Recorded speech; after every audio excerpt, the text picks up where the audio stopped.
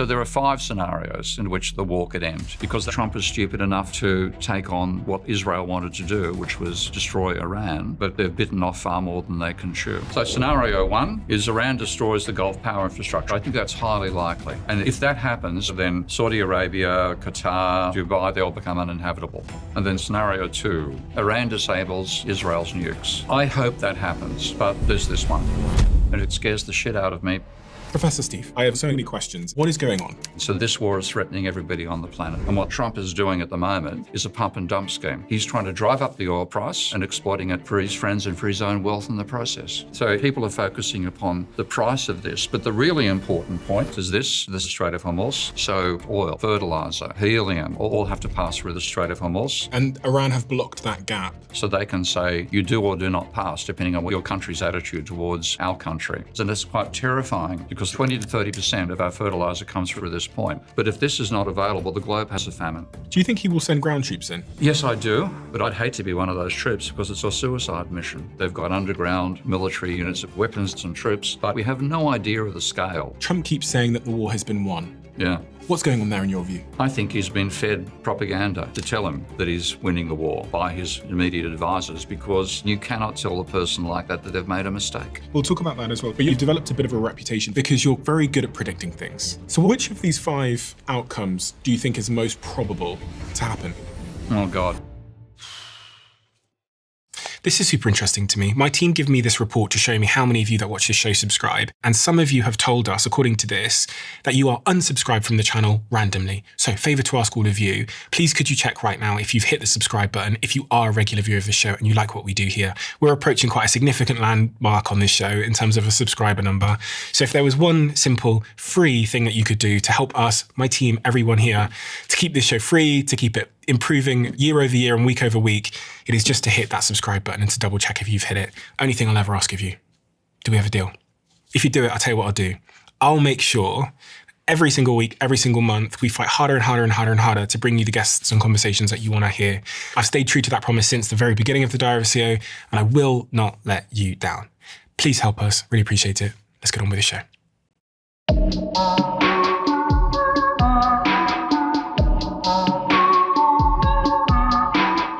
Professor Stephen, who are you? If you had to sort of distill it down to 3 areas of specialism, what would those be? History of economic thought, financial instability, so what causes volatility in the economy, and the dynamics of money. And ironically, that makes me a minority in economics because most economists ignore money completely. It's a strange thing to hear. It's ridiculous, but it's true. We'll talk about that as well today. I really want to focus on what's going on in the world right now because I have so many questions. It's all quite confusing. Extremely. And understanding the layers of motivation that, Trump has, Iran have, Israel have, is it's a difficult jigsaw puzzle to put together. I guess the question that I keep asking myself is what is going on? You can't get away from the fact that we've basically elected a mafia don to president of the United States. You've got a guy who admires the mafia, is running the country. So what we're getting in some ways is a shakedown rather than anything driven by any sense of political necessity. Okay? So that's a crazy element to begin with. And the American deep state, as it's called, has been anti-Iran for 40 or 50 years. Israel has wanted to defeat Iran for that length of time. Trump is stupid enough, but also cunning enough, it's a combination of the two, to take on what Israel wanted to do, which was destroy Iran. They're now trying to do it, and they're finding that they've bitten off far more than they can chew. Trump is someone who cares a lot about people's opinions of him. And he must have known that this would be politically unpopular to target Iran at this moment in time. I don't think so. I had a relationship with somebody with narcissistic personality disorder. So that's something over and above what I learned academically when I think about his behaviour. And somebody like that, they want to be the centre of attention at all times. They can't stand it when somebody else is being spoken about. It's ridiculous, but it's a pathology. So he's interested in people's opinions so long as they're positive and they're about him. So are you saying that he attacked Iran and started this war in part because he wanted attention? That's always something with somebody who's got that disorder. Yeah. I mean, what do you think about his rationale? He's saying that he attacked Iran because they had nuclear weapons and there was an imminent threat? We still don't know whether Iran has nuclear weapons. Okay, we know that Israel has. If you're going to attack a country, then you should attack Israel, not Iran. But you can't attack Israel, can you? I cannot make sense of what politicians all over the planet are doing these days. There's a huge gap between what politicians are saying about global politics and what people in the street are saying about it. So people on the street have seen the Gaza genocide. They've seen all the conflicts Israel has started there. And I think the general sentiment in most countries in the world today is anti-Israel because of the way it's treating the Palestinians. And that's what people are thinking about. The top echelons, like in this country, as you know, if I say free Palestine, I say that outside on the street, I can be arrested. It's crazy. There's a huge divorce between what people are thinking and what the politicians are saying. And I can't give any explanation for that divorce apart from believing that Israel has something over our political leaders. What do you mean? You think they have something over our political leaders? I think we know about the whole Epstein. The way that the Iranians refer to what's happening is they say they're fighting the Epstein class. And there's belief that there's something where Epstein has been working for the Israeli intelligence service and has blackmailed worthy material on a huge range of politicians. And that's the only way that I can explain the sort of things that politicians are supporting when their populace is angry about those same policies. So you get demonstrations here, Free Palestine demonstrations, 80-year-old female vicars being arrested for saying this sort of stuff. You go back 40 years ago, there was a belief in the public and a belief amongst the politicians that Israel had a right to exist and it was all pro-Israel. And now, after 40 years, the type of abuses that have happened in Palestine have hit individual, ordinary people's attitudes to Israel. So ordinary people are saying Israel's the aggressor, Israel's making the mistakes, but the politicians are all saying it's anti-Semitic to criticize Israel. If you had to give a one-sentence answer as to why this war started, because we sort of hypothesized a few things there, what would that one-sentence answer be? Again, this is trying to make sense of the senseless. I just think Israel wanted to destroy Iran. They thought they could do it, and they thought they had an American president who would help them do it. And they drastically underestimated how prepared Iran was for that conflict. Why would Israel want to destroy Iran? What's the context there? This goes back to religious elements. The Zionist state had the right to that whole region. And there's an expansionist element to Israel's behaviour for the last 40 years. And the major rival they saw themselves as having in that sense was Iran. They can invade Jordan, they could attack Lebanon, they could do all these things. Of course, the 67 war, they wiped out the invading Arabian armies in 6 days. They have this past history of being militarily dominant in the area, and they knew that Iran was too big for them to take on their own. They thought they could get the Americans in there, and I think they drastically underestimated how prepared Iran was for this situation. When you say Iran were prepared for this situation, and it somewhat surprised Israel and the US, what is that preparedness you're speaking about? Well, it's for a start, the fact that Iran witnessed that there were decapitation attacks on other countries in the region going way, way back, not just the last 10 years, but the last 40 or 50 years. And a decapitation attack. You take off the leader, you kill the leaders, and then with the leaders killed, the army's in disarray and you can come in and invade and take over. So getting rid of Saddam Hussein, that sort of thing. Wipe out Saddam Hussein's power base and then the whole system collapses. That was the Iraq story.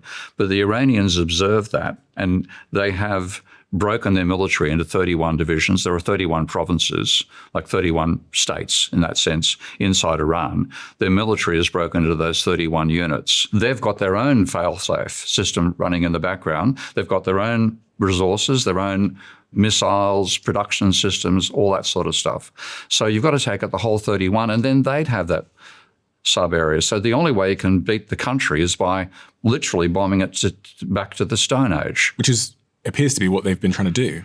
trying to do, but the thing is, it's a huge country. I mean, look at the scale of Iran. The maps always distort how large. So that is larger. That's more than half the size of Western Europe. It's got a population of 90 million, about 1/3 or 1/4 of the population of Europe, far more than Iraq. I mean, it looks like it's double the size of the UK or more. Or more than double. I mean, you know one thing about the Mercator projection. No, what's that? Okay, it's that it makes the northern hemispheres twice as large as the southern. And Iran's in the northern hemisphere, but not as far north as England. So the distortion gets amplified the further north you go. So it's bigger than France and Germany and Italy and Spain and possibly Poland in terms of area. And then if you even see, just looking on the map itself, you can see the corrugations there versus what you can see What's for a corrugation? what we're representing mountains. Okay, yeah. There's more mountains inside there. It's a horrendous terrain to fight a war on. I think what Trump is doing at the moment is a pump and dump scheme. He's trying to drive up the oil price, tell friends beforehand that he's about to make an announcement which will cause the price to fall. And he's just oscillating this way up and down and exploiting it for his friends and for his own wealth in the process. Do you actually think that's the case? Yeah, because I do. This must how be else can you make hurting. sense of this stuff? This must be hurting his friends economically because the stock market's going to take a dip if he's not careful.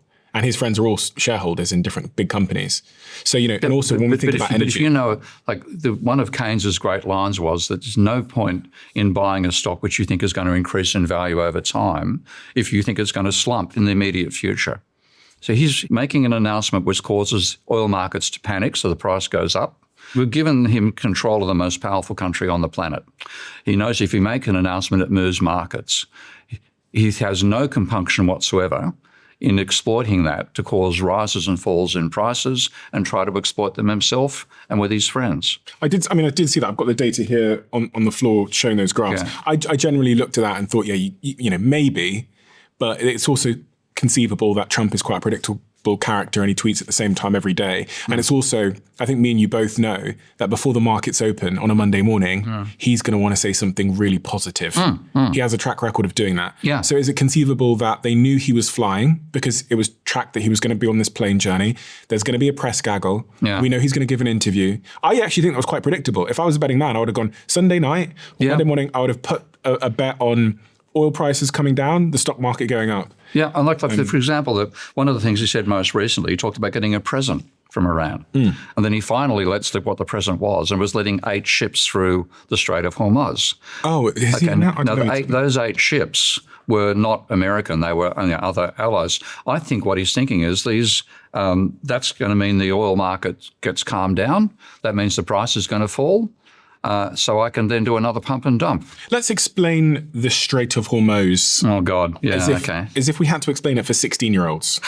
Because there's been lots of coverage on it. And I think some people have kind of skipped past the importance of the region. Yeah. What is the Strait of Hormuz and why does it matter? Well, it's the choke point in the Persian Gulf. To get through, you've got like 21 kilometres. So that's an incredibly narrow gap for ships to pass through. And that means that all the countries that pump not just oil, but fertiliser, helium, all these critical elements for the production system all have to pass through this point. And obviously that's well within reach of any weapons from Iran, so they can say you do or do not pass, depending on whether we approve or don't approve of your country's attitude towards our country. You said fertilizer? Yeah.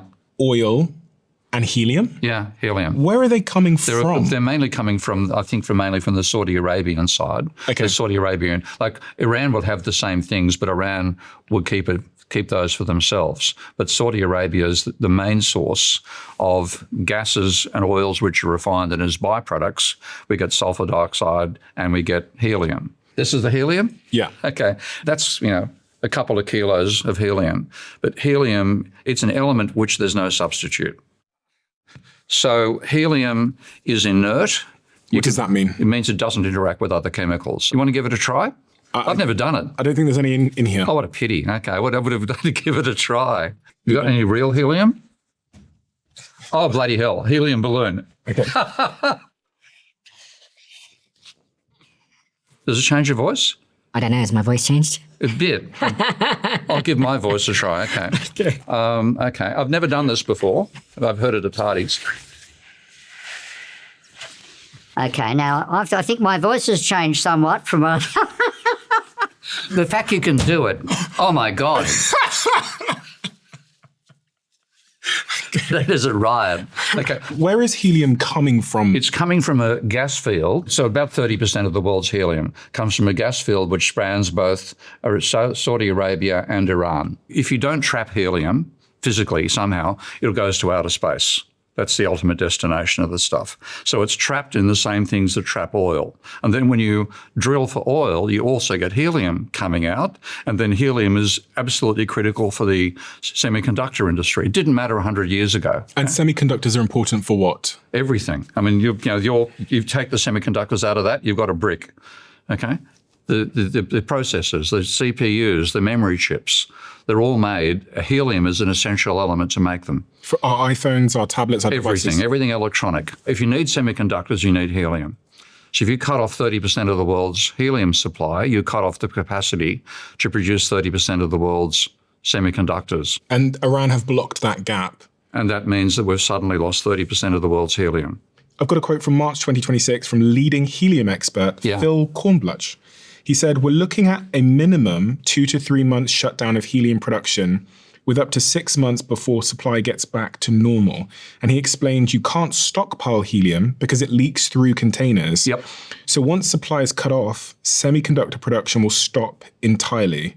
South Korea gets 65% of its helium from Qatar in that region and makes 2/3 of the world's memory chips. Their government has launched an emergency investigation into the shortage. Nobody's talking about this. I know, and this is one reason that it's quite terrifying about the scale of what we're going through, because people are just thinking oil's going to be more expensive. That's the sort of mindset we have. But in fact, critical elements of the production system are being terminated by this conflict. You can't produce chips anymore, and you can't produce these chips either because the fertilizer's disappearing. So you're holding a potato in your hand. Yeah. How are potato chips going to be impacted by the war? Because of fertilizer. If we don't have the fertilizer, we can't grow the potatoes. And it's not just potatoes, it's a whole range of crops. We eat food, okay? We eat this green stuff. It actually starts as brown stuff because the fertilizer is an essential part of growing all the food we eat. And the fertilizer is produced by a process called the Haber-Bosch process, which takes petroleum and nitrogen and fixes them in such a way that you can put this on the field and your plants will grow courtesy of the fertilizer. If we didn't have fertilizer at all, guess how many billion people the planet could actually support? I don't know. Between 1 and 2. And fertilizer comes from this region? Again, 20 to 30% of our fertilizer comes through that region. Through the Strait of Hormuz? Through the Strait of Hormuz. Where's it coming from? It's coming again from the same gas field that's producing the helium, produces a side effect of fertilizer. And you need I'm not a chemist, okay, so I can get these things wrong. But you need sulfuric acid as well as part of these production processes. 20% of the world's fertilizer, helium, sulfuric acid all pass through that strait. And if you take them away, then you can't make microchips, which is what Korea is suffering from. You can't make fertilizer, which everybody will suffer from. If we lost 20% of the world's fertilizer, we'd lose roughly 20% of the world's food. And it caused a global famine. We've never had this experience before. We've had localized famines. Countries like India have had famines in parts of Africa and so on. But if this is not available, the globe has a famine. And what's the last tanker you've got down there? There's one more on the floor. Oh my God. Okay. Hey, that's pretty good. It was accidental, but that's petroleum, okay? A petroleum tank, obviously empty, 20 litres. So that's oil? That's oil. Oil, okay. And so if that's what we're losing right now, and people are focusing upon the price of this. But the really important point, and I can bring up one of my own charts here, is the role of energy in production. Because if we don't have energy, we can't produce goods and services. And the link is incredibly tight. This is looking at change in energy and change in gross world product over the last 40 years. I'll throw this graph on the screen for people that are watching. So what you've got here is the annual percentage change in gross world product and the annual percentage change in gross energy consumption. And they're virtually lockstep and they're the same magnitude. So when energy goes up, GDP goes up. And when energy goes down, GDP goes down. Now we're losing 20% of the world's liquefied natural gas, a substantial proportion of it's oil as well. We could see a 5 or 10% fall in energy. We will certainly see a 5 or 10% fall in gross world product. So explain that to me. So where is the oil in this region? Oh, it's everywhere. Okay. I mean, this is one of the accidents of history, that the oil is, a large part is concentrated here and a large part over here and a bit in Russia. So over here, for people that can't see, you're pointing at Iran, Saudi Arabia, Iraq, and then there's a lot in the United States, and there's a lot in Texas, Russia. and you've got some in Russia as well. And there was a small amount, like the North Sea had a substantial amount of oil as well at one stage. And the type of oil in this region, I hear, is quite important. It's very, I mean, oil, there's no such thing as a homogeneous product. What does homogeneous mean? I mean, everything is the same everywhere. You can, If you don't get it here, you can substitute from something over here. That's a myth that economists actually, unfortunately, believe. They basically persuade people to think that everything is homogeneous. In fact, oil from Venezuela is almost like tar. Oil from here flows like water comparatively. You need different processing systems to extract that oil than you need over here. If we lose this, we can't replace it with something from over here. So once that goes, then the production system of the planet is damaged. This has been the shocking thing for me as a citizen, has been the fact that a war with one country could decapitate, 20 to 30% of global production. Of global production of oil. Yeah, and food. That's a vulnerability if I've ever heard one. I know, and this is like one reason I'm a critic of mainstream economics is they trivialize all this stuff. They don't teach their students how critical this is. So most people are like you, even people who've done a PhD in economics, even worse in that sense than other people, they don't understand how critical and how fragile our production systems are. So people can talk about a war in Iraq and think, oh, that's a war in Iran and that's going to cut off our oil supply. No, it's going to cut off your food supply. And for the average person listening now, what will they start to experience if this war doesn't immediately end? 2 or 3 months, India is going to run out of fertilizer. And so there'll be a famine in India. Food production on the planet could fall 10, 25%. And therefore, there simply won't be enough food for everyone on the planet. And then it's a question of who's going to starve. Now, you'd think the wealthy countries are going to be safe there. But like for Australia, my old home country, has about 30 days oil supply.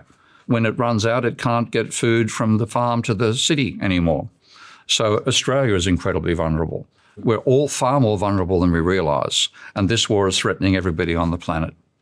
I got in an Uber yesterday and I was with a wonderful guy who was actually, weirdly, I sat into the Uber at 2 a.m. and I looked up on the screen and he was listening to the Diary of a CEO, and then he clocked me in the back of the car. So we had a great chat. Yeah. And he was saying to me, listen, this isn't actually my main job. It's my third job.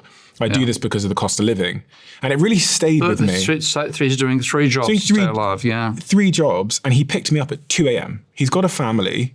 And he's working his butt off to keep the family alive. Yes. Yeah. And, I'm going to say something which I probably...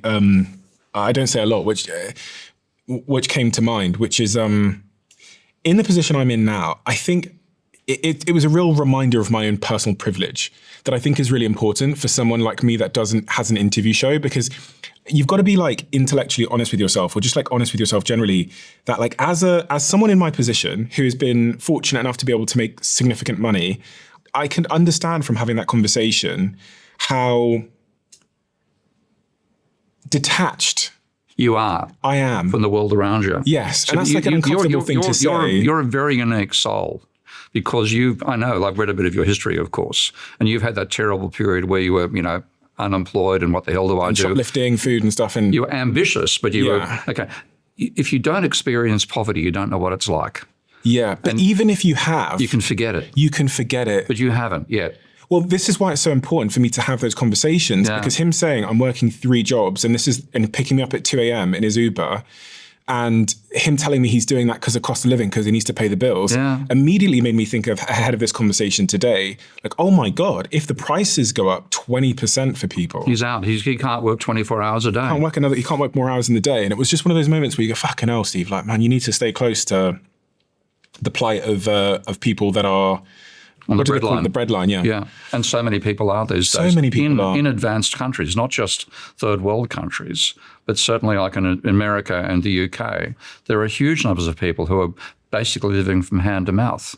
at the current system. So if we have a breakdown, they can't afford it. And in that situation, you can no longer use money as your way of deciding whether you can eat food or not. I wonder if politicians know this, because part of the reason I say this is because, Trump is a very wealthy man, multi-billionaire, reportedly. And if the prices go up 20% at the pump, he makes profit. I mean, he actually, when he said in favour of the rising oil price, we'll make a lot of money out of it. His immediate association, rising price of something that I'm indirectly selling, that's good. He doesn't say, what about people buying it?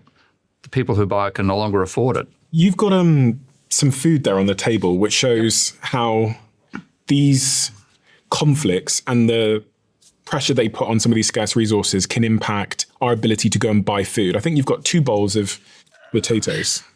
Well, let's actually make it fairer right now. Let's get the actual distribution correct initially. So you are talking about someone who, in your situation, you've got that. Lockenuber's got this. And now you're taking away the oil price. That's going to make Trump better off. But he's down to the stage where, he's not too far from that happening. And that's what we've pushed ourselves into with this war. Do wars typically make inequality worse? Very good question. I think wars are created when inequality is bad. If you go back to the Great Depression and see what caused World War II, it was largely the collapse of the German economy when they repaid their debt, their private debt to America, or private government debt to America. That led to the rise of Hitler. Everybody thinks Hitler rose because of the Weimar inflation. That's what people normally think. In fact, when Hitler came to power in Germany, the rate of inflation was minus 10%. It was deflation. Prices were falling. Unemployment rose from very low to 25% of the population. In that situation, people supported Hitler. He revived the economy. I'm happy to talk about how he did that later. But inequality leads to people being willing to elect demagogues to say, we can save you. And then you get war coming out of it. What happened after World War II is politicians realised that people had been through the Great Depression, which was horrific, and they'd been through World War II, which was horrific. And in that period, people in America were talking about either a fascist world or a communist world.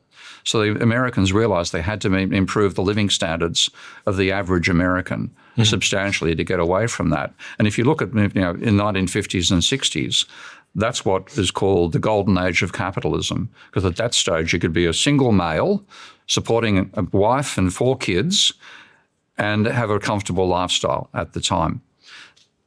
That was where we started from. So the war itself led to a focus upon equality, a focus upon fairness and getting as much as you can to the poorest in society.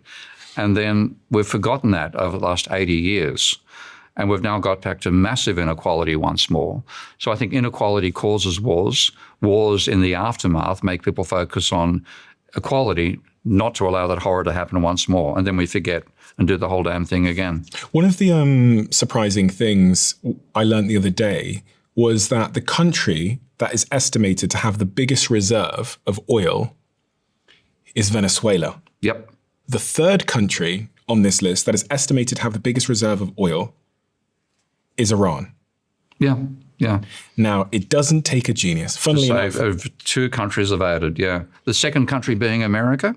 Well, it says Saudi Arabia. Saudi Arabia, well, that's already an American vassal. Yeah, that's already they're basically partners with America already.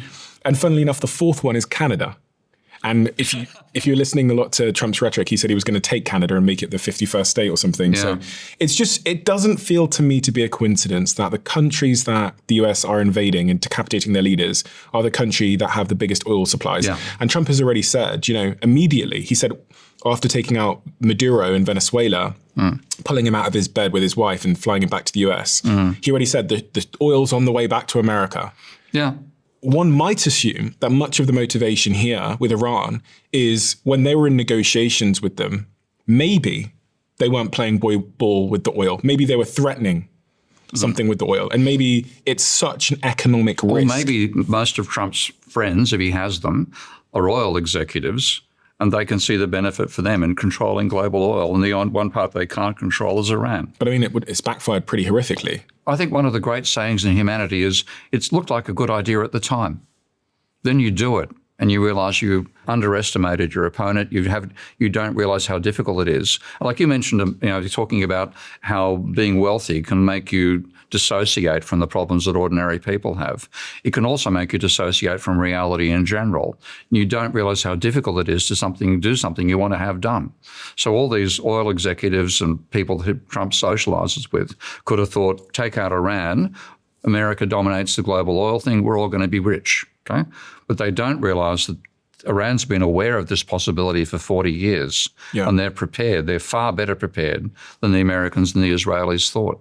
So you've got 5 scenarios laid out on these cards in front of you here that you think could happen next. I'm going to ask you to explain to me what the 5 scenarios are, and then tell me which one you think is most likely to occur.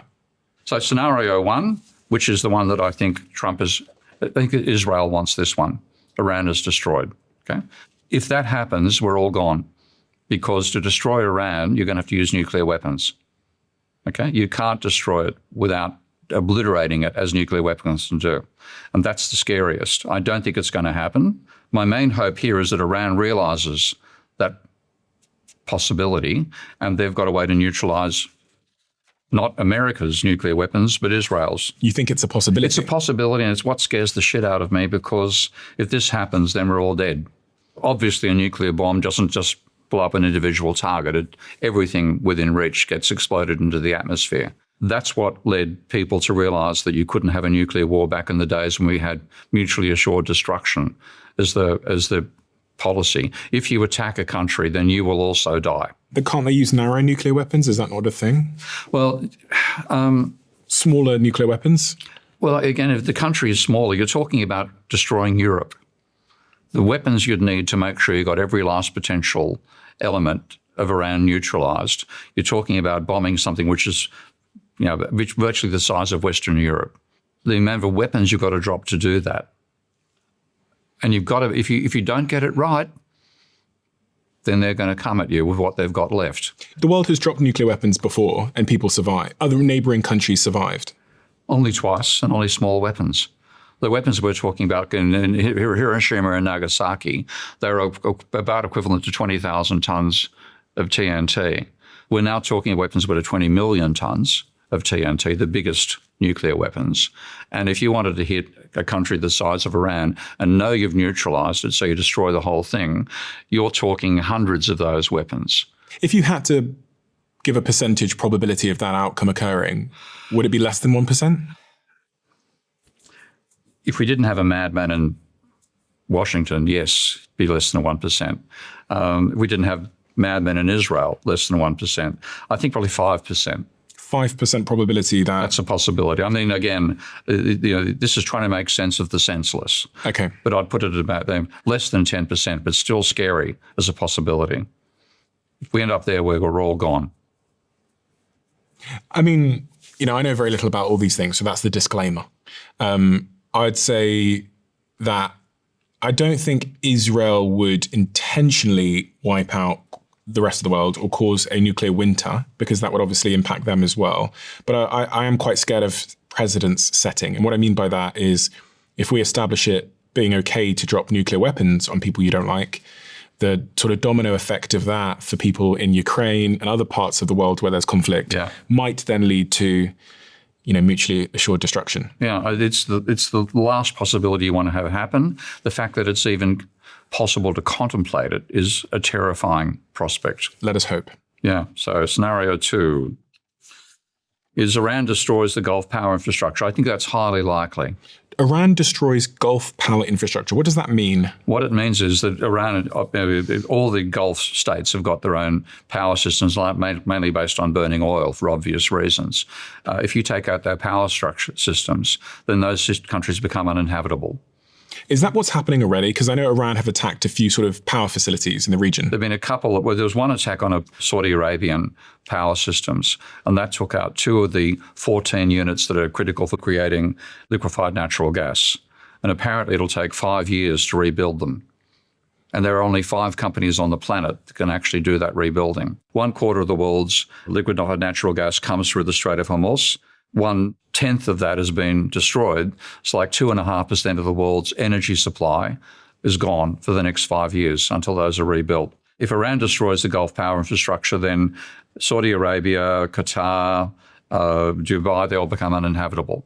And we're seeing that happen in parts. I mean, it sounds like these attacks have slowed down a little bit, but it was interesting that Iran's strategy was to attack their neighboring sort of partners and specifically targeting a lot of their energy infrastructure. Yeah. Is that in part to apply pressure? Yeah. If I attack Dubai, the leaders of Dubai are going to call Trump and say, listen, cut this out. Oh, yeah. I mean, the pressure coming back from the Arabian states on America, I imagine, is quite immense right now, saying don't do it. It's quite possible Israel could do it. They could attack Iran, and then Iran does a retribution attack. Trump, if you would have seen his tweet this morning, I think he's put it off to April the 6th before he says he starts attacking power infrastructure. If he attacks power infrastructure in Iran, Iran has said we will attack power infrastructure in the Gulf states. So we've got till, 8 days. I think he's bluffing. I hope he's bluffing. But if he does do the attack, then Iran will respond by destroying either an equivalent component of the Gulf states or the whole infrastructure. I don't think people quite realize how costly it is for regions like Dubai when Iran attack them. I was looking at some of the data. Yeah. And according to current estimates and historical risk assessments by Dubai officials, they lose $1 million per minute, which is 60 million per hour, or 1.4 billion a day when there's an unplanned emergency shutdown just of their airport. Their airports, let alone their power systems. Yeah. As we probably saw on the news, Iran had flown, it seemed like a couple of drones into Dubai's airport, which meant that it had to shut down. Yeah. If they're losing $1 billion a day because that airport is closed, I think it's the biggest airport in the world. It is economic pressure for Dubai, which will then trickle down to Trump and sort of force his hand. Yeah. So they've got a clear incentive to cause chaos. Yeah. And that's partly what Iran is saying. It's like a game of bluff. You don't want to do this bluff. If that bluff happens, then the Saudi Arabian Peninsula becomes uninhabitable. And therefore, if people are forced out of there, and most of the residents in those countries are not Saudis, they're third world workers from India and Pakistan and the Philippines and so on. They're being paid lousy wages to work on all these systems. If they leave because the power's not there to support them anymore, if they try to leave, then we lose the entire energy contribution that region makes to the global economy, and we're screwed. And that figure I cited includes not just lost airport revenue, but then the immediate impact on airlines, cargo logistics, and the missed opportunity cost of thousands of high-value business travelers attending the region. That Dubai's GDP is roughly 30% dependent on the aviation and tourism sectors. So when the airport closes, it impacts tourism, hospitality, real estate investing, global supply chains, and everything. So it's quite remarkable, specifically with Dubai. Yeah. Because Dubai, I think Dubai is a lovely place. I've been multiple times. I love going there. But it felt really safe. And so a lot of people... No, it's not safe. Yeah. It's not safe. Yeah. Yeah, a lot of people had chosen to uproot their lives and move there. And you'd almost kind of forgotten you were in the Middle East to some degree. Yeah, yeah. But I think this is going to be a pretty traumatic reminder for a lot of people there. How fragile this area is. And that's the lesson we're learning. It's the fragility of the society we take for granted. So that was scenario number 2. Okay, scenario 3. That's the one that really scares me because that is the Samson doctrine. You know the story of Samson? No. Okay. Samson is an enormously strong individual who's strong because of his hair. And then he gets conned. This is an ancient story from the Bible. And the woman who's conned him shaves his hair so he's weakened. And then they put him in a temple where he's standing between 2 pillars and his hair is gone, he's bald, he can't do a thing. They forget the fact that his hair's starting to grow. His hair gets to the stage where he's now got his strength back. He pushes those pillars and the whole thing collapses and everybody dies. That's the Samson doctrine, and that involves Israel's nuclear weapons. If they realize that they are going to lose this war and it becomes existential for them, then one of the things they have claimed that they do is unleash destruction on the rest of the world, like Samson pushing the towers and the whole thing comes collapsing down. This is, going back to the situation with Iran and Israel, one of the things I was thinking a lot about from some commentary that I'd seen is Israel really have a motive to get rid of Iran because Iran have repeatedly threatened Israel. It's also because, Israel's trying to get rid of the Palestinians. And in that sense, Iran has been probably the major bulkhead supporting the Palestinians to say, let the Palestinians survive, let the Palestinian people continue existing. And the Israelis have been pushing and pushing and pushing the Palestinians out. You know, it's a hornet's nest. We've provoked a hornet's nest. Iran is responding right now, I think, in a very judicious way. But if the Israelis realise they're facing an existential defeat, that scenario, it would again mean civilization potentially gets destroyed. And just looking at some of the things that Iran have said about Israel, historically, the supreme leader of Iran stated in 2015 that Israel would not see the next 25 years. Other officials said things like the end is near. And in March 2026, Iran's tone shifted from ideological to purely retaliatory, with the Speaker of the Iranian Parliament, Mohammed, stating that Iran has officially declared that it considers all Israel energy, water, and IT infrastructure legitimate targets for irreversible destruction, with zero restraint. If we think about this from a psychology perspective, you've got two neighbors. They're both either implying implicitly or explicitly that they want to wipe the other one out. Trump is sort of this third party in the arrangement who's not in the region, so he might be a little bit safer. Those two parties that are against each other, one of them has nuclear weapons and the other appears to be trying to make one. The neighbor that is Israel, presumably, cannot let that happen. Because if it gets to a point where they both have nuclear weapons and they both want to wipe each other out, I actually think that the old days of mutually assured destruction were a more stable time than what we're in now. Because if you realise that if you attack, you also die, you don't attack. But what if you think of death as being a better thing than life? You have to have a society continuing after you die. If you're going to be a martyr, there has to be people who are going to mourn your death. If you believe being a martyr means everybody else also dies and you don't do it. So do you think if Iran had nuclear weapons, it would be a safer world? I think it'd be safer because it would tell the Israelis, stop attacking your neighbours. I sat with a few nuclear experts, and one of the things that was shocking that I learned is if the United States wanted to launch a nuclear weapon today, it is one person's decision. I heard that, and that's what Trump can actually just make that decision. He can make the decision on his own. He doesn't need to consult Congress or anybody else. He has someone who walks around with a briefcase that has the nuclear codes in. And at any moment, he can make the decisions. And when I think about the same in this region, actually, you don't need a whole state to decide that they don't like their neighbor. All you need is one supreme leader, or Netanyahu, to say, do you know what? I'm near the end of my life, and these people have really pissed me off. That's right. And I thought there was at least some control. I saw that segment. With Annie Jacobson, I thought there was at least some control. He had to consult someone. But or they had to have circumstances which justified not consulting someone. If he's got that right, then it comes down to what's the behaviour of the person who carries the nuclear football. Does he let Trump get hold of it? And like there was another incident way back, I think in this 70s or 80s, that the Russian early warning system reported that there was a nuclear attack on the way to Russia, and there was one submarine commander or one element of a submarine command system, and they had to have 3 people in the submarine who agreed to launch an attack, and this particular person refused. Now, if that hadn't happened, if he'd agreed with the other 2, there would have been a nuclear war at that stage. And it wasn't real. It was a false alarm from the system. So even the Russian submarine had 3 people who had to make that decision. So we didn't have a nuclear war. Now we've got one maniac in this White House who could do it.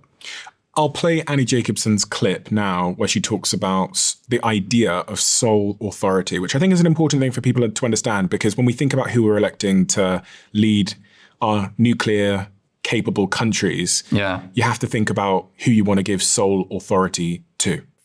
The United States president has sole presidential authority to launch a nuclear war. What does that mean? It's exactly like it sounds. What's so interesting is a lot of this stuff, this nomenclature that gets thrown at you, if you just break it down, it's solo, presidential, he's the POTUS, authority. He doesn't have to ask anyone for permission. Not the SecDef, not the chairman of the Joint Chiefs of Staff, not the Congress. I love the worried look on your face in this moment, because it is, once you know that, you say, well, first you might Google, is it really true? And you will get for example, on Reddit, like, that's not really true. You'll get like hundreds of thousands of people, coming in with their opinions about how that's not really true. Well, it is really true. It's absolutely true. And in fact, during the former President Trump administration, Congress became so sort of, I want to say, motivated or alarmed by this issue, meaning they were being asked questions by the powers that be. Is this actually true that they released a report stating specifically, and I quote it in the book, yes, it is true. As commander-in-chief, the president has this sole authority. He doesn't need to ask anyone. So what is scenario 4 in your envelopes there? Iran disables Israel's nukes. Nobody can know, but I do believe that Iran has not developed nuclear weapons. So you're hoping Iran disables Israel's nuclear weapons? I am. I hope that happens because that takes out the nuclear option. Okay? We won't see nuclear war as a result of this if the only nuclear weapons that we know exist in the Middle East are destroyed. But if Iran starts disabling Israel's nukes and attacking Israel that effectively, there's going to be an even bigger problem. Well, not if we're talking conventional weapons. If it's conventional weapons and ground troops, then you don't end up with a nuclear winter and the death of everybody on the planet. Wait, so you're saying you hope Iran invades Israel and takes out their nuclear weapons? No, it's not necessarily invasion. It could be the missiles they've got left. Again, we don't know how capable their missiles are. The level of planning that Iran has done in this war, I had no idea of the fact they had those 31 regions, for example, until the war began. My specialty is economics, not global military politics. But once I learned that, I thought, they have really thought this through. They have war-gamed what happens if they get attacked by America. And they've war-gamed it comprehensively. Now, I hope they've also war-gamed if we start defeating Israel and Israel realizes they're going to be wiped out, then the possibility for the Samson Doctrine comes in. We have to disable that before it happens. How could they possibly, they don't have a functioning military left in any sort of typical sense. In Iran? They don't have ships left. They don't have planes left. They don't have ships, they don't have planes, but they have got missiles.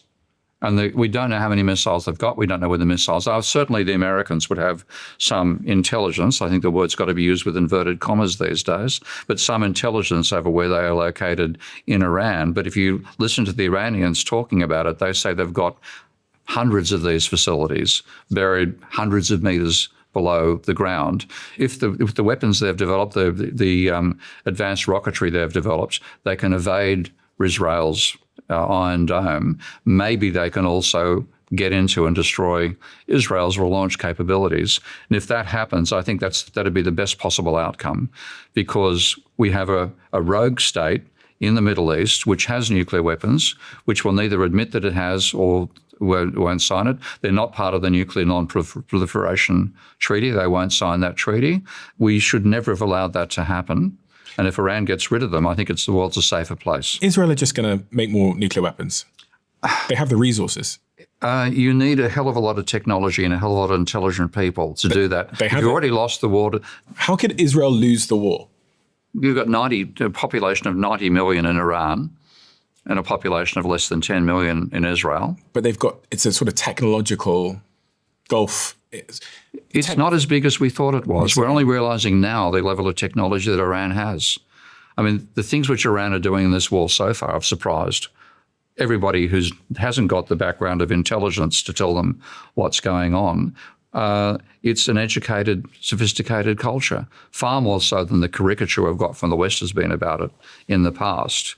So they don't have nearly the same level of resources and technology and I would say maybe sort of sophisticated, advanced systems from a war perspective that Israel do. We think. We don't know. We're assuming again. Even the intelligence services, even their planes and their missiles and their defense systems are profoundly more advanced than Iran's.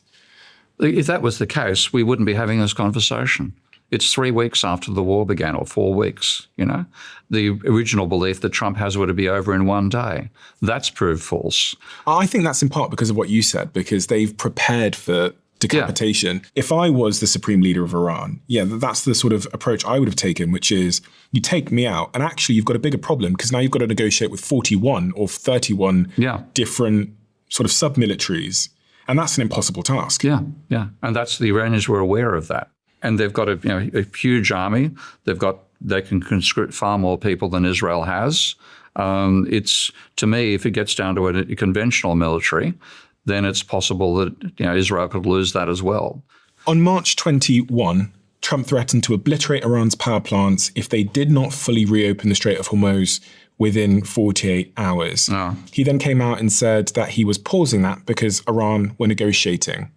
And he says he thinks he's negotiating with the right person. As of yesterday, Trump has announced a 10-day pause until April 6th on destroying energy plants, claiming that indirect talks are going very well and that Iran is begging to make a deal, according to The Guardian. So what's going on there in your view? I think he's gaming the markets. I really think he's using it to cause the oil market price to go up and down and gaming it either side. And somebody in his circle, people are making a fortune playing You really the ups think and that's the downs. case? Yeah, I do. I mean, Because there's lots of ways to make money that don't involve crashing the global economy, losing the midterms. yeah, you'd think of that. You've got ethics, you've got empathy, you've got morals.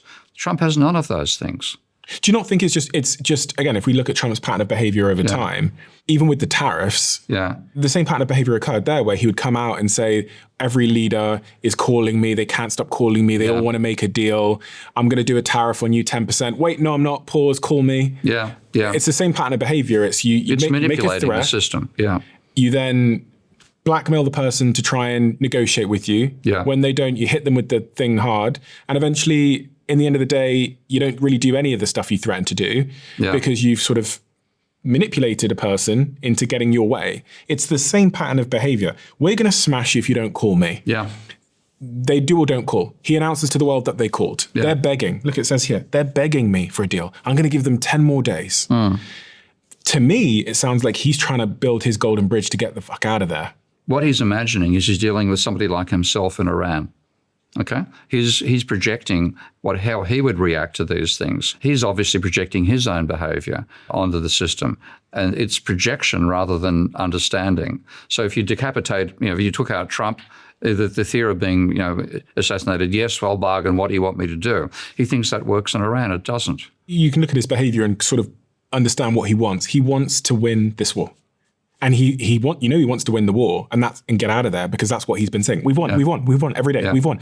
More missiles go in. We've won. So that's clearly what he wants to happen. Yeah. The problem is winning here doesn't seem like a straightforward thing. No, it's not going to happen. No pun intended with the Strait of Hormuz, but it really doesn't seem like a straightforward thing. Yeah. So it's my opinion now that they are a little bit stuck because if you leave now, you lose. Yeah. Iran start firing at Israel. Israel don't stop even though you tell them to. Yeah. They start firing at each other. The whole thing blows up. They keep the Strait of Hormuz closed. Oil prices go up. It looks terrible, terrible, terrible for Trump. He might find himself in a Bush situation where his legacy, and I think that's such an important word for a man that can't be elected for a third term, his legacy is tarnished in the same way that Bush's legacy was tarnished by going to war in the Middle East. I think his greatest fear, Trump's greatest fear, you'd think back through all of these moments over the last couple of years where he talks about the Nobel Prize. I think he's trying to put himself on the Mount Rushmore of presidents in history's mind. And I think how this situation plays out now, the sole thing he's thinking about is his legacy. And right now, being stuck in a war and contemplating putting ground troops in is arguably the worst thing for one's legacy. Americans dead. Yeah, and lots of Americans dead. These wars are like, you think about Vietnam, these wars are never really won. No, well, America hasn't won a war since World War II. And even World War II was won by the Russians more so than the Americans. So we have this picture of America as being this, invincible military power, but it lost in Vietnam, it lost in Iraq, it lost in Afghanistan. America's failed in all of these. This is another American failure, but on a scale far beyond what happened in Afghanistan and Vietnam. Do you think he will send ground troops in? Yes, I do. And like I've seen people talking about where the troops might land, and the only part of they can land is right towards this edge here with Pakistan, where they might land between 2,000 and 10,000 troops. I'd hate to be one of those troops because it's a suicide mission. Again, with those 31 provinces, the separated military commands they've got, the weapons they've got hidden underground, the troops themselves who, if you know that there are Americans landing and you're an Iranian and a soldier, you are going to attack them like nobody's business and not be afraid of your own death, because you do think if you get martyred, it's the remaining people that you're defending. There will be people who recognize you as a martyr. It's horrific. If you had to give a sort of percentage probability of them putting ground troops in? I'd say more than 50%. We're going to find out in the next couple of weeks. Much of the reason most people haven't posted content or built their personal brand is because it's hard and it's time consuming, and we're all very, very busy. And if you've never posted something before, there's so many factors in your psychology that stop you wanting to post. What people will think of you. Am I doing this right? Is the thing I'm saying absolutely stupid? All of these result in paralysis, which means you don't post and your feed goes bare. I'm an investor in a company called Stan Store, which you've probably heard me talk about. And what they've been building is this new tool called Stanley that uses AI, looks at your feed, looks at your tone of voice, looks at your history, looks at your best performing posts, and tells you what you should post, makes those posts for you. You can also just use it for inspiration. And sometimes what we need when we're thinking about doing a post for our social media channels is inspiration. Building an audience has fundamentally changed my life, and I think it could change yours too. So I'm inviting you to give this new tool a shot and let me know what you think. All you have to do is search coach.stan.store now to get started.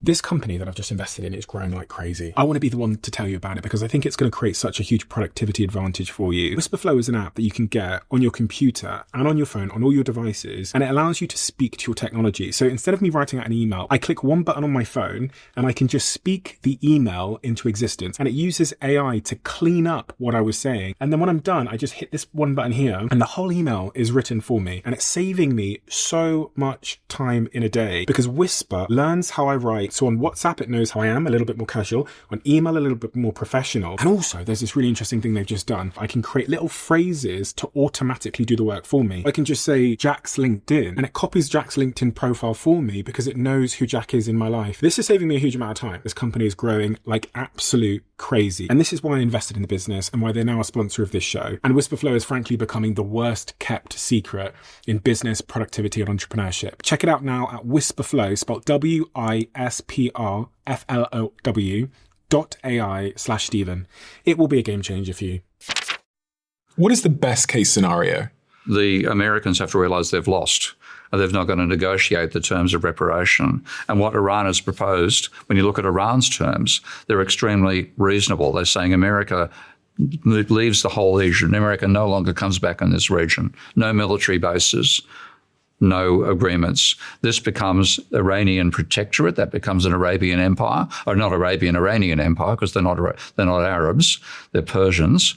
So this becomes like a Muslim part of the world. That's, you can actually take the whole region out to here. It's all Muslim.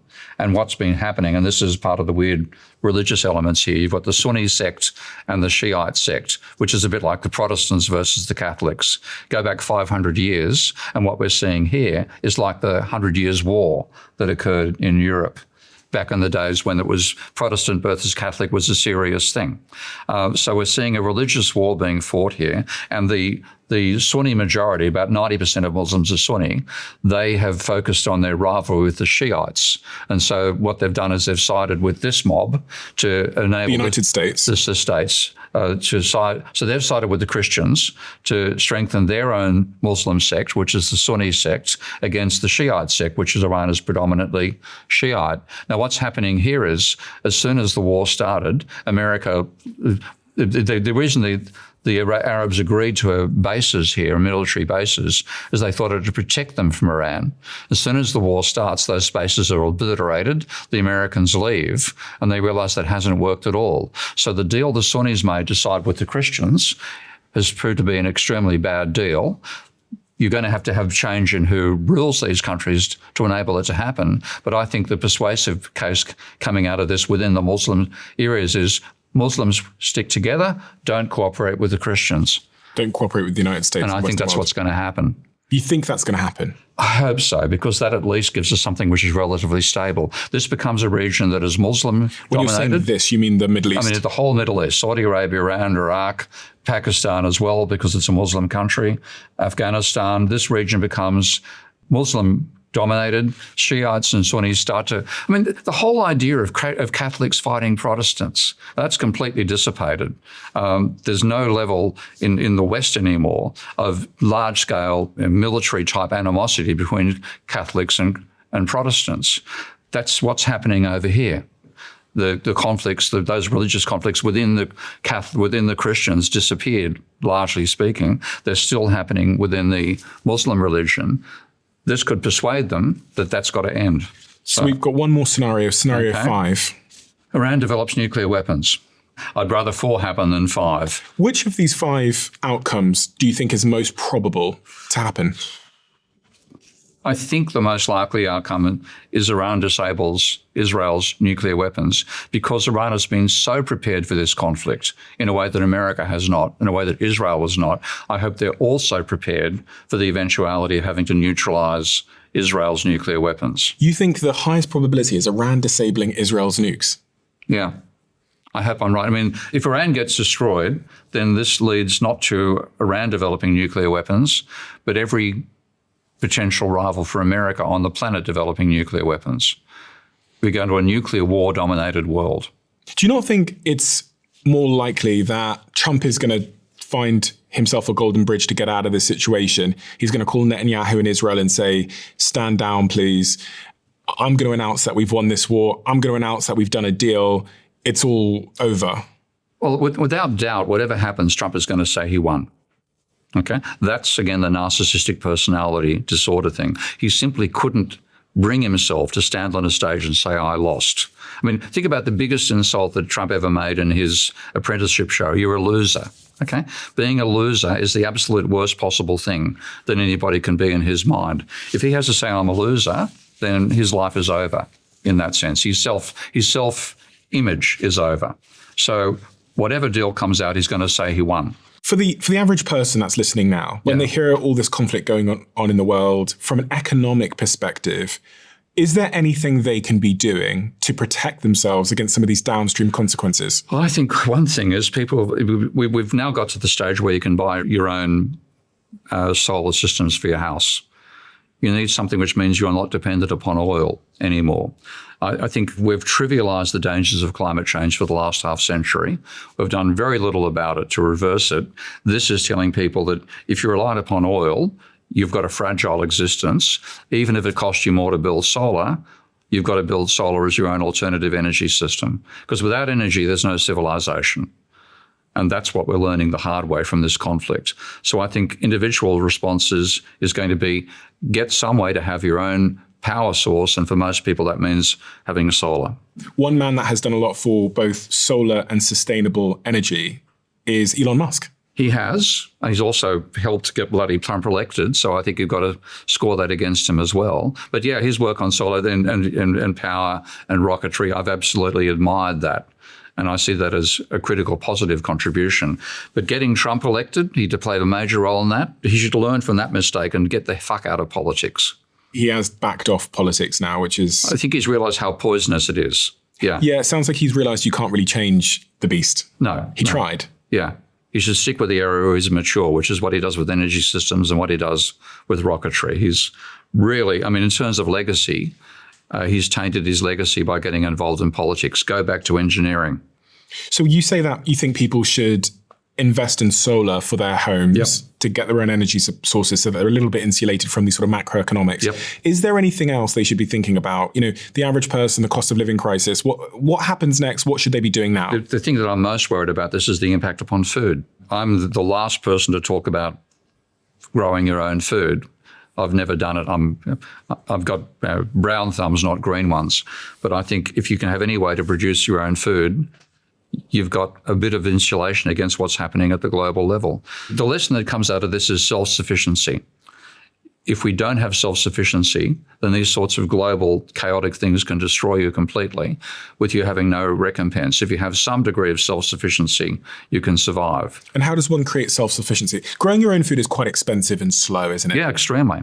So how does one develop self-sufficiency in these sort of economic climates? Is it saving money or is it... I think it's having your own physical resources close to you that enable you. Money doesn't matter if you can't buy the product in the first instance. The product doesn't exist anymore. So one thing that happened during World War II is a large amount of food was grown in the UK by people turning their gardens into market gardens. I've heard you make a few predictions about the future of the economic markets. You know, you're famous for predicting 2008 and the financial crash that occurred then.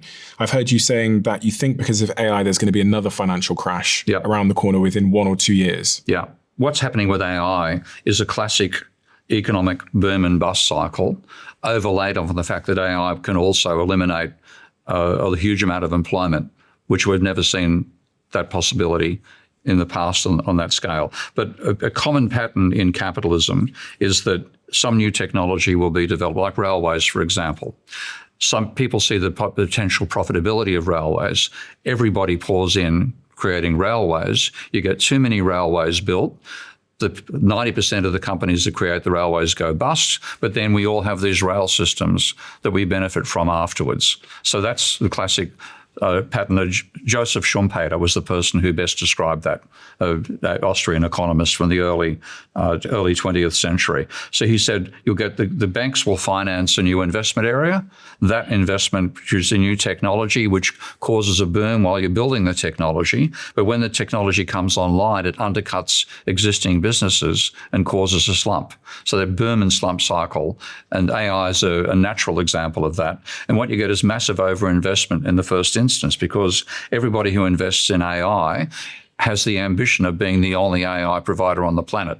Therefore, you get too many companies investing. There's too much money going into it. That's what causes a boom. But then when the technology comes online, because it undercuts existing technologies, you have a slump. And when you look at the investment taking place at the moment, the big tech companies, Meta, Amazon, Microsoft, Alphabet, who own Google, Oracle, is on track to spend $720 billion on AI infrastructure in 2026 alone, which is less than 20% of the revenue that they're making. We are seeing a 5-to-1 ratio of money being spent versus money coming in, which is historically unsustainable. Yeah, and I think that's true. I think there has to be a slump coming out of this. And in a sense, that's part of the natural cyclical behavior of capitalism.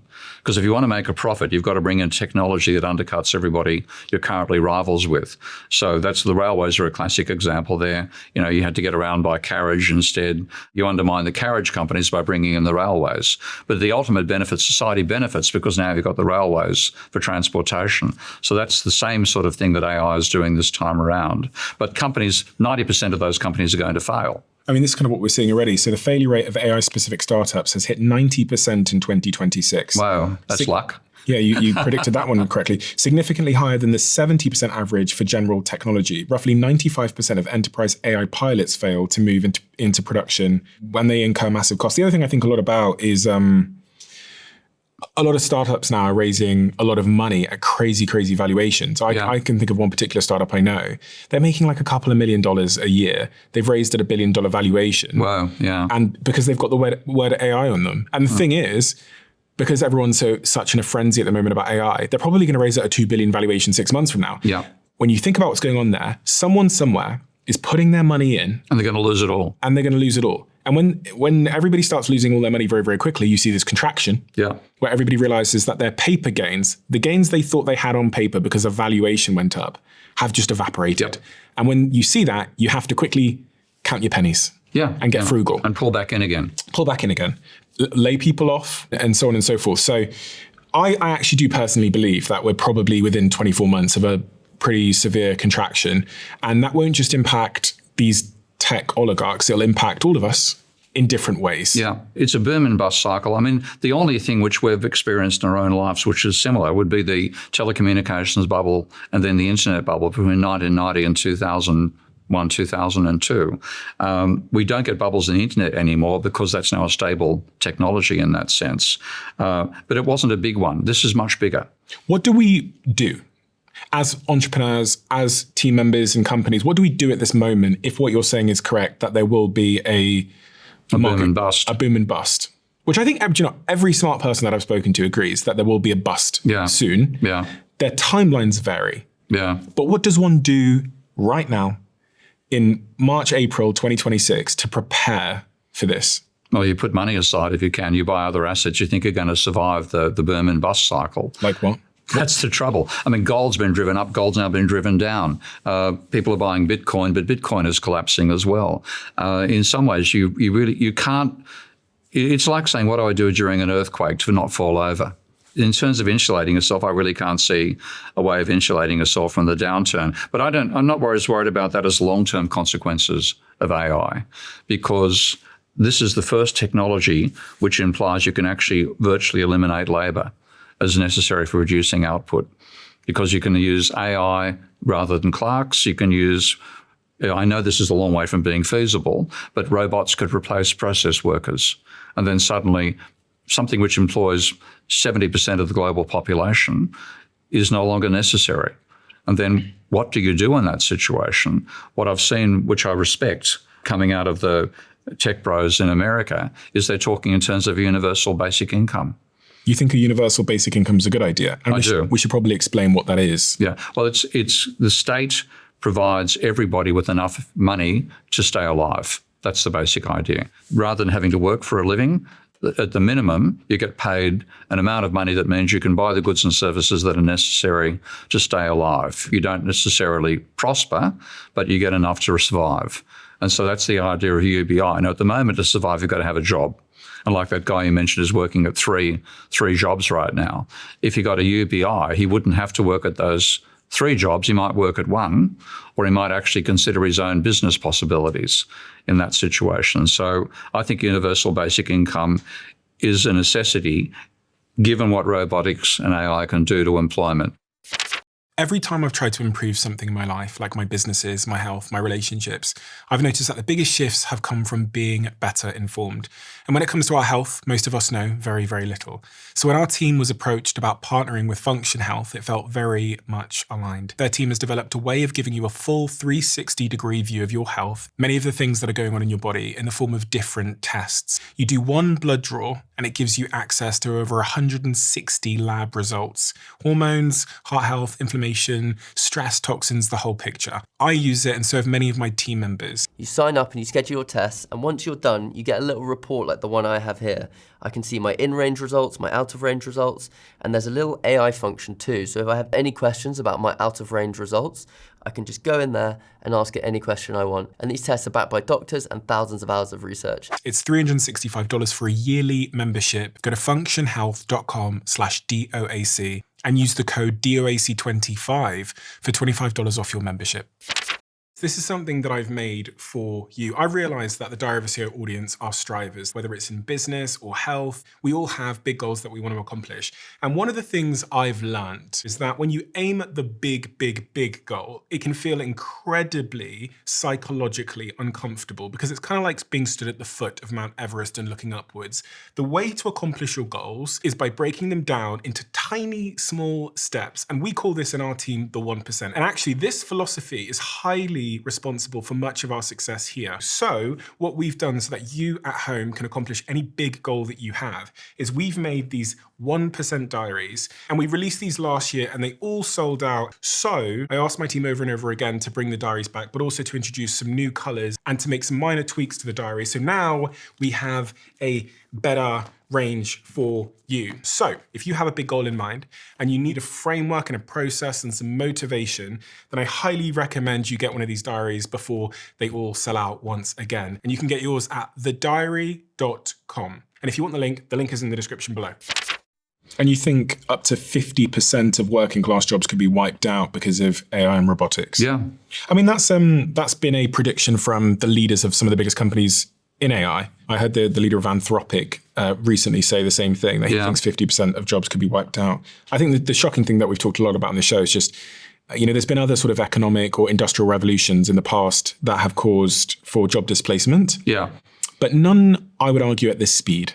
No, and none that can replace virtually everything. And see, there's a classic story I read back when I was talking about the global financial crisis, came out of the New York Times article where they went to interview workers in an air conditioning factory. And there was one woman they found there whose job it was to place a thermocouple inside the air conditioning units as they went past.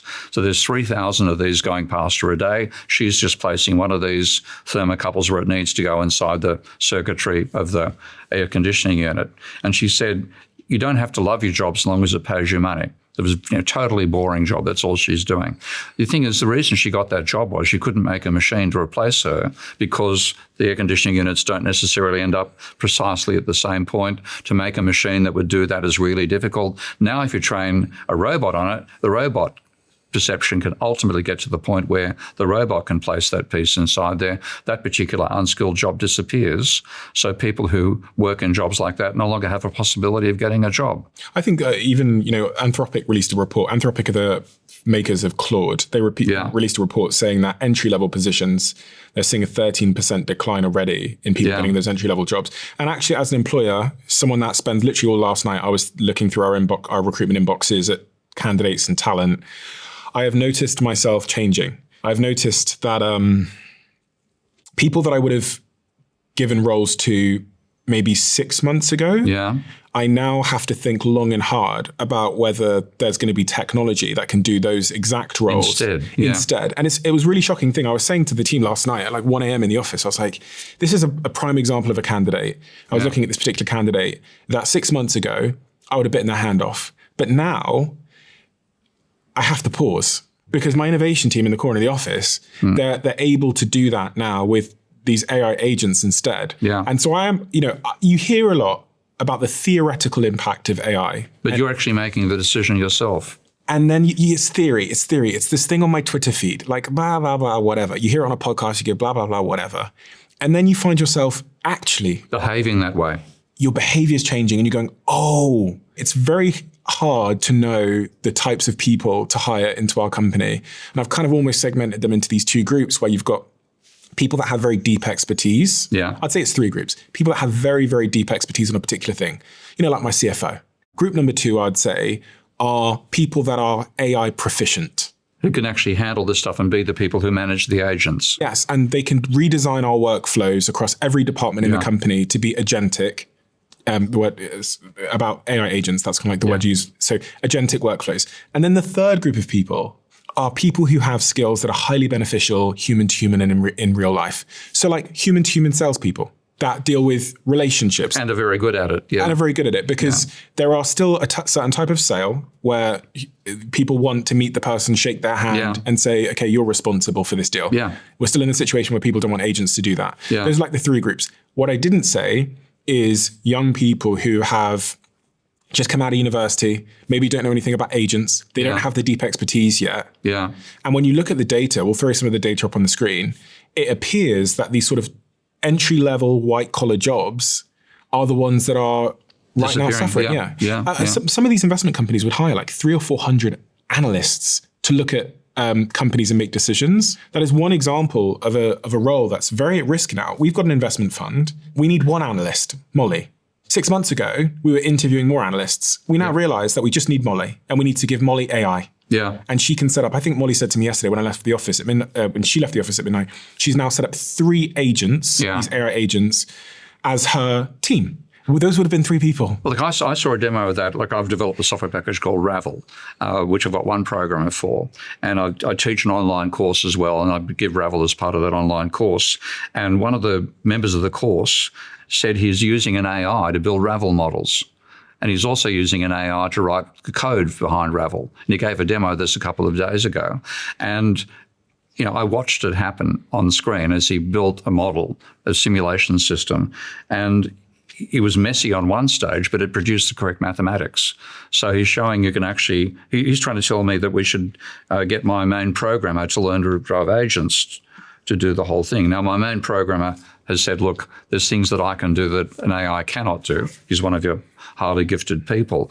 And he said it wouldn't be worth my while to have me telling an AI what to do, because what I lose in terms of my own initiative, I just sort of balance out. It's really okay. But he hires a junior programmer. Then the junior programmer would be one who's trained to drive the AI. I do think programmers are fine. Actually, there were some stats that I saw the other day that showed there's been this huge demand and people trying to hire programmers. It's interesting because you hear stats from Spotify. Yeah. Spotify saying, we haven't written a human line of code since December. Yeah. And I'm very good friends with the guys at Spotify. I was actually with the CEO the other day, a couple of weeks ago in Austin. And you hear that, and I did check that with them. That's true.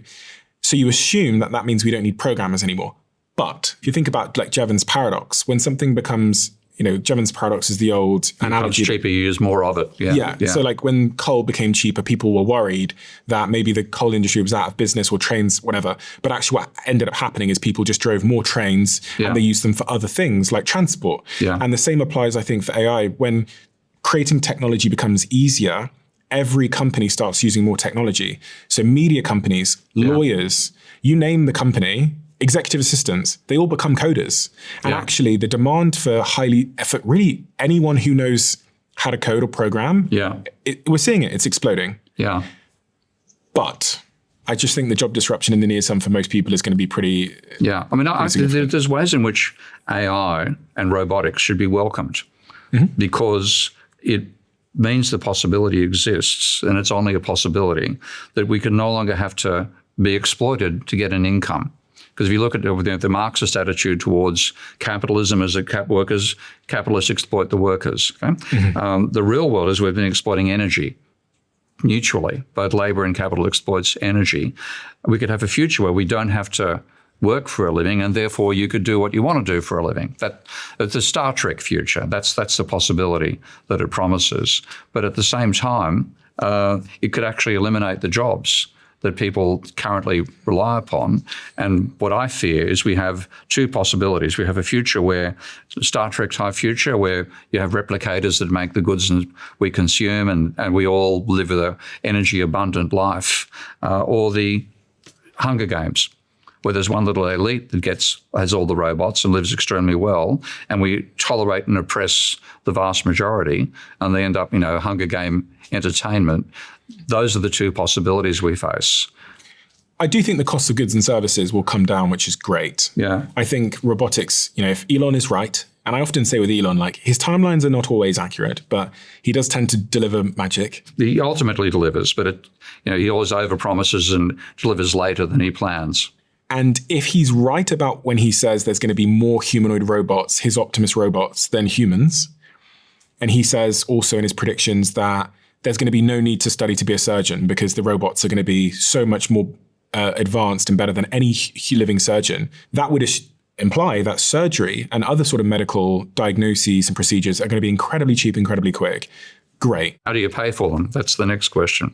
Yeah. So, how do you pay for them? And do people want to, It's also the physical requirements. I mean, the amount of copper inside a robot, you're talking, several kilos per robot. Do we have enough to produce 8 billion of them? And maybe, surgeons do much more than just operate. Yeah. There's a human element to the medical profession, which I think is sometimes unappreciated. Like I don't know if I'm quite ready to go talk to a robot about my health yet. Maybe I'll adjust. I wanted to come back to something you actually said earlier. You talked about Bitcoin briefly. Yeah. I've heard you say that you think Bitcoin's going to zero. Yeah. Okay, this is worrying. I think I have some Bitcoin. You're an economist. Yeah. You're saying that Bitcoin is going to zero. Why? Because of its reliance upon energy. I mean, you know Max Kaiser and Stacey Herbert. Have you met them at all? No. They were sort of the original proselytizers for Bitcoin, and they're now living in, I think, El Salvador, which has adopted Bitcoin as a form of currency. When they told me about Bitcoin, I could have bought it for £1 of Bitcoin, which I would have been maybe wealthier than you if I'd done that. The reason I didn't was they explained that the way that the public ledger is kept safe is that it takes too much energy to break it. So each transaction requires 10 minutes of computer processing time globally, by the looks of it, to actually create an extra Bitcoin. And that means it's too expensive for somebody to try to break the ledger. That means it's got a huge requirement for energy use. And I believe knowing what I know from climate scientists, that at some point we're going to realise we're using far too much energy on the planet. We've got to cut the energy consumption. And the two easiest things to cut out to reduce energy consumption are cryptocurrencies and international travel. But aren't you saying that, nuclear energy is becoming vogue again? And they're talking a lot, about... It's the amount of time it takes to build that stuff. I mean, China's building nuclear power stations at a hell of a rate and much, much cheaper, more cheaply than America is doing. Solar's become a big topic of conversation. Yeah, again, there's a guy called Simon Maichow, whom I recommend you get in touch with as well. And Simon is an engineer who claims that we simply don't have the physical minerals necessary to support a completely solar and wind-based energy system. He's got people who criticise his analysis, definitely, but we still are using far more physical resources than we're aware of at the moment on the planet. And the availability of various critical elements that we need for the system we have right now, it's much less abundant than we would like it to be. So a lot of these things about, robotics taking over, do we have the minerals for it? Solar power, do we have the minerals? The answer is not yes, okay? Sometimes the answer is no, other times it's dubious. But I think that energy requirement alone is a problem. You're saying that we're going to have to cut back on our energy consumption. Yeah. But I mean, the direction of travel has been we've been able to produce more and more and more and more energy. And we're dumping it into the environment. The problem about the use of energy is it's happening on a planet, okay? Can the biosphere cope with the waste that we dump into it as a result of using that energy? And that is something which economists are completely stupid on. Beyond stupid. They've trivialized the dangers of the amount of resources we use and the amount of energy we use. So I don't think that energy future is possible on this biosphere at the moment. It's possible in the future if we get off the biosphere. So in that sense, I'm even more of a space cadet than Elon Musk is. I think we have to plan to take production off planet. But while we're constrained on the biosphere's constraints will stop us using as much energy as we wish to use. What are your closing statements on this whole situation with the war and Iran and everything that's going on from a geopolitical perspective? The basic thing is our system is far more fragile than we've convinced ourselves that it is. And we can make observations about potential futures which presume a robustness we don't have. And if that robustness is destroyed, either by military conflict or by overextending what we put into the biosphere, then we can fall off what's called the Seneca Cliff.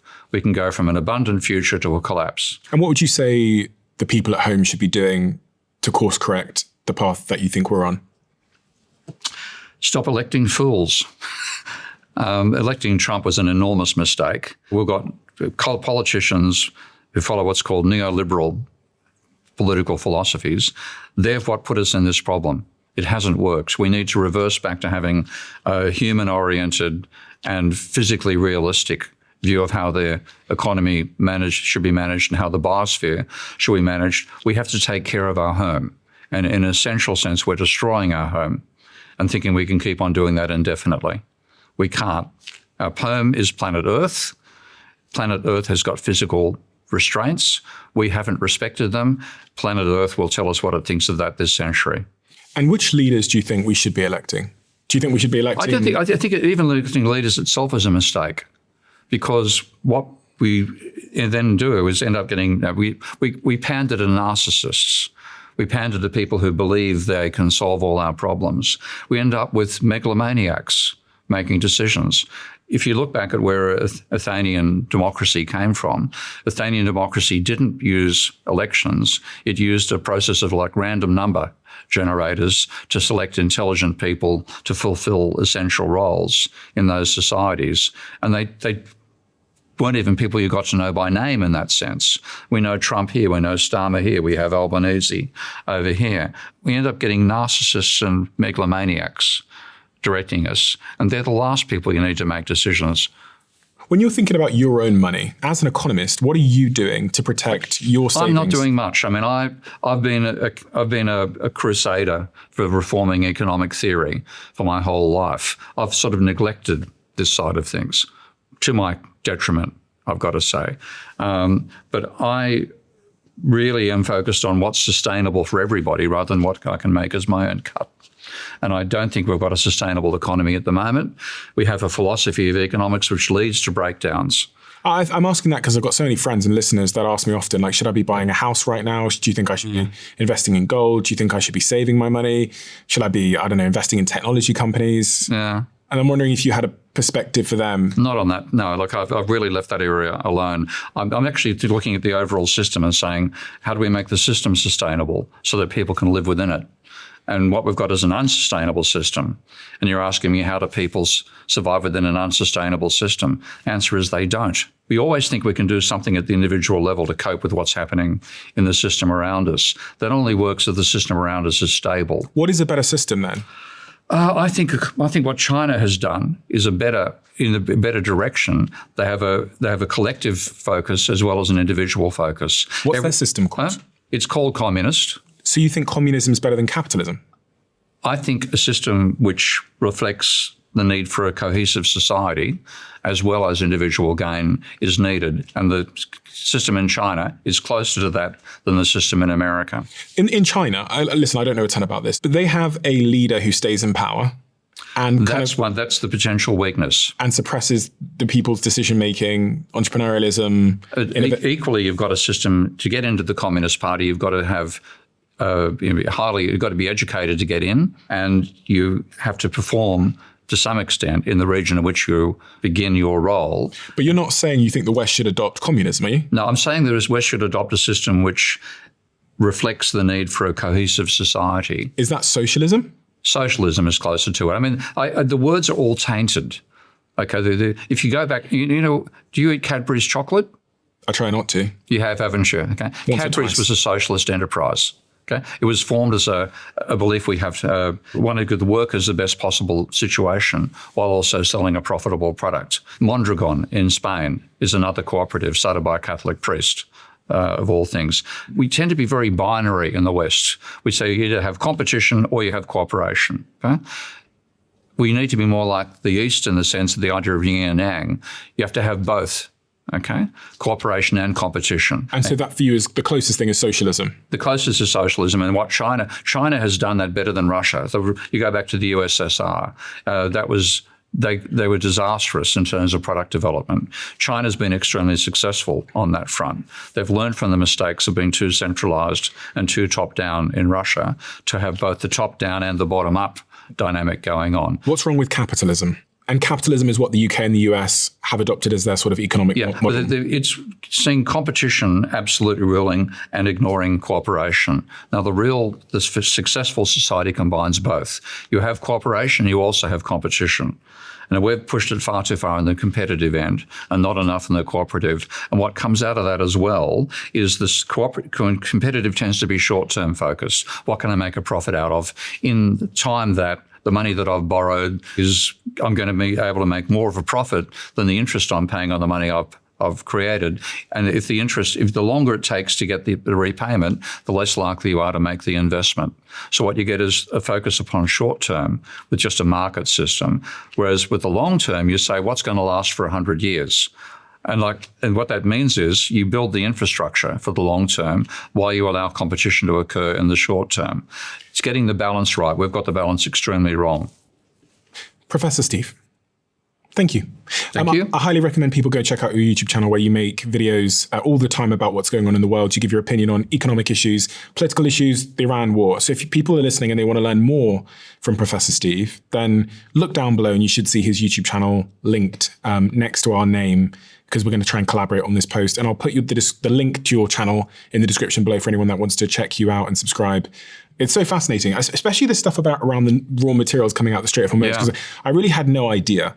It's quite staggering to me that we're so dependent on one region of the world. And I think from watching your videos over the last couple of weeks, it's really made me understand the unintended consequences of war generally, but specifically this war in Iran. So thank you for turning the lights on for me. I really, really appreciate this. And I hope we can meet again soon and have a conversation. And hopefully, this all resolves itself in a way that's good for everybody. I hope so. I'm having my 73rd birthday tomorrow. I hope I have our 74th as well, but I think there's a question mark over that now. Well, I did hear it was your birthday tomorrow. I think the team have gotten you a little something. Okay.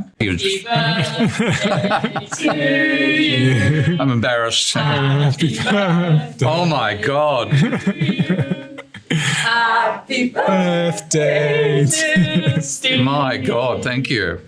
Happy birthday to you. Holy hell. I'm this. Thank you. Do I blow the candles out? Yes, you should. Okay, you get a wish. You blew them all out, so you get a wish. Well, I wish for peace in the Middle East. Okay, let's That's hope probably so. the main thing to say about right now. That is a gorgeous cake, I have to say. It's a marvellous cake, yeah. That's marking boy. our own homework, but it's a My really nice cake. God. This better be eaten by the crew because I'm not going to eat all this myself, okay? Anybody get out a knife and start slicing up? My God. Thank you so much. We're done. Thank you. YouTube have this new crazy algorithm where they know exactly what video you would like to watch next based on AI and all of your viewing behavior. And the algorithm says that this video is the perfect video for you. It's different for everybody looking right now. Check this video out, and I bet you might love it.